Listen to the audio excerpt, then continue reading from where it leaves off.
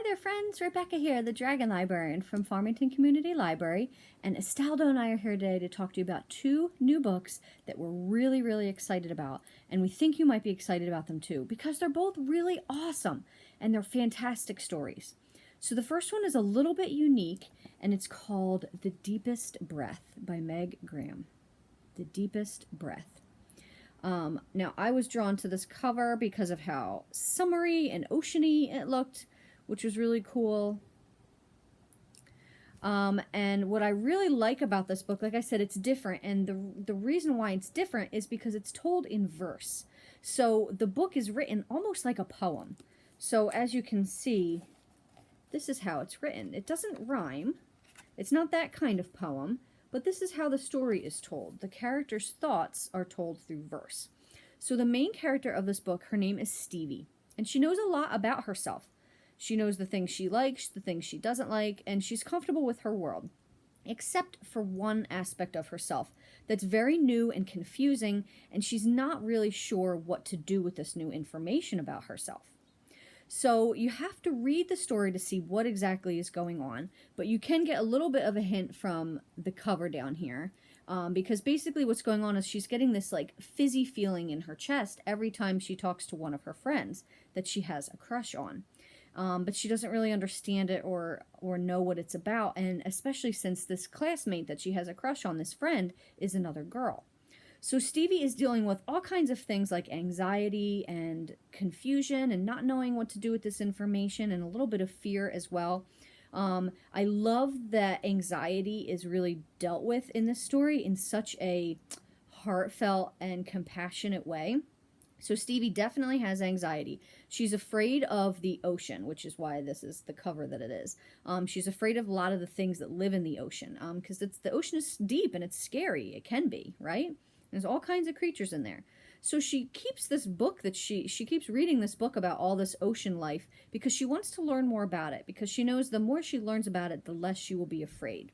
So like I said, this book is really beautiful. It's about identity. It's about anxiety. It's about being true to yourself and finding yourself and who you really are and being okay with that, whoever you are.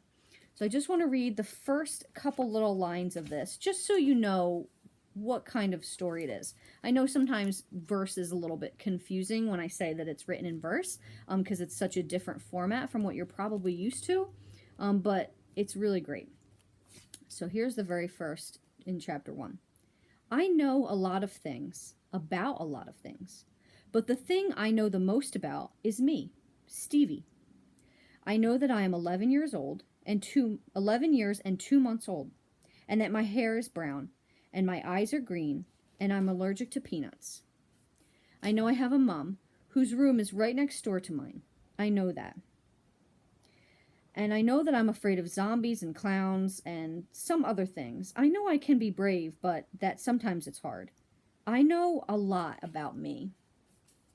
There's only one thing in the whole of me that I don't know, but I don't know what it is exactly.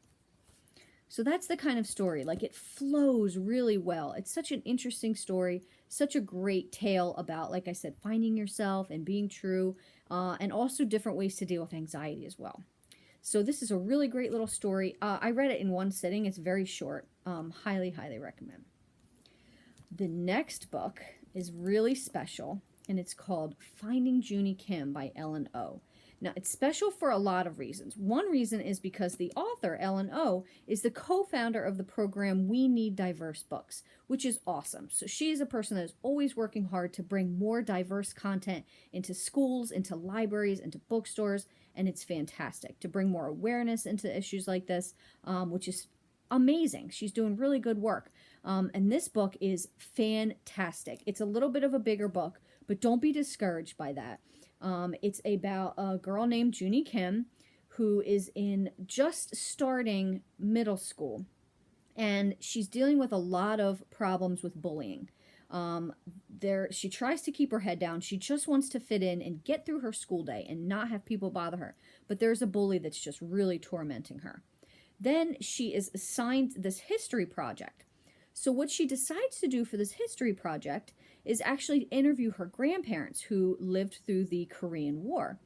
And as she's interviewing them and she's learning more about their experiences through this war, their perseverance, their resilience, the way they protected their family and the love they had for each other, and the just surviving no matter what, really, really strikes a chord deep within Junie.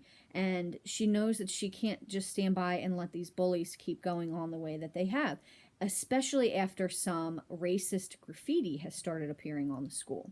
So she has to try to figure out if she can be as brave as her grandparents and her family, and stand up for herself and what she believes in.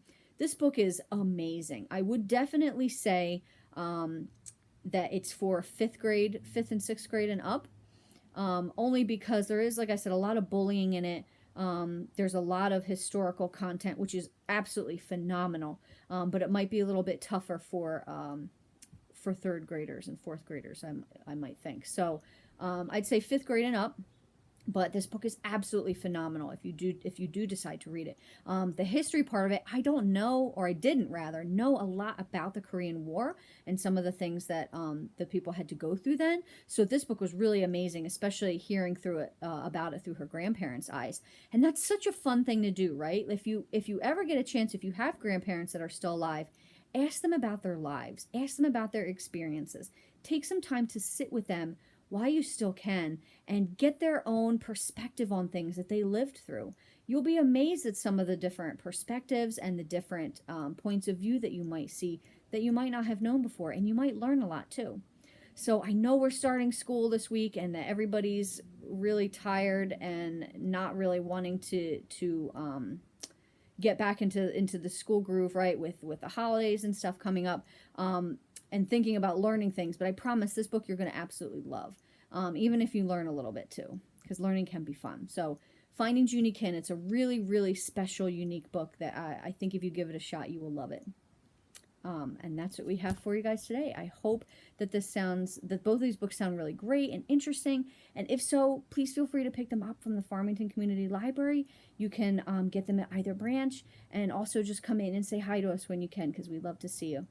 Thanks so much and have a wonderful rest of the day.